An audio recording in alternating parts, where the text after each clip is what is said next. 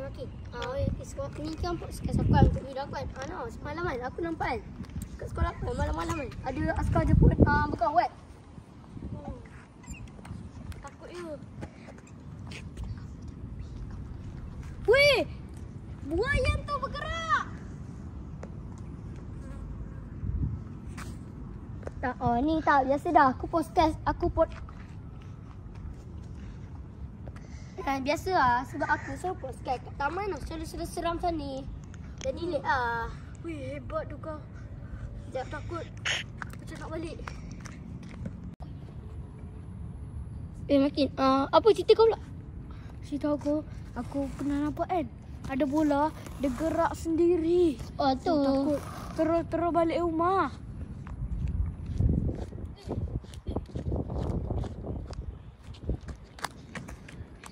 Boleh saya tak aku pergi kencing sekejap apa?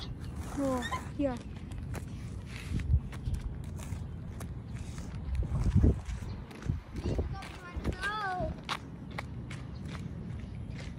Weh, aku nampak kan bola tu bergerak. Oh, tu seram tau. Waktu cerita tu. Weh, joget-joget dia bergerak. Tak tu biasa lah. Aku dah biasa terjadi. Takutnya. Weh. Kau apa sini? Cerita tentang cerita hantu. Alamak kau ni boy. Nak maghrib balik.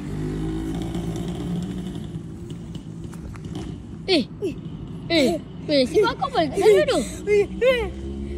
Tak korang tak ke? Takutnya.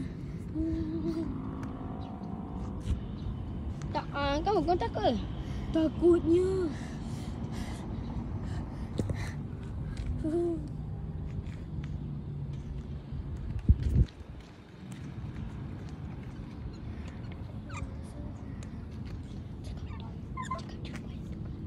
Weh, buaya tu bergerak.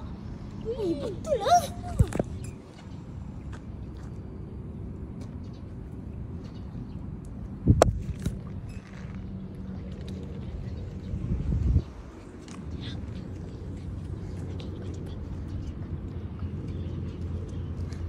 Jak, nak main phone jak.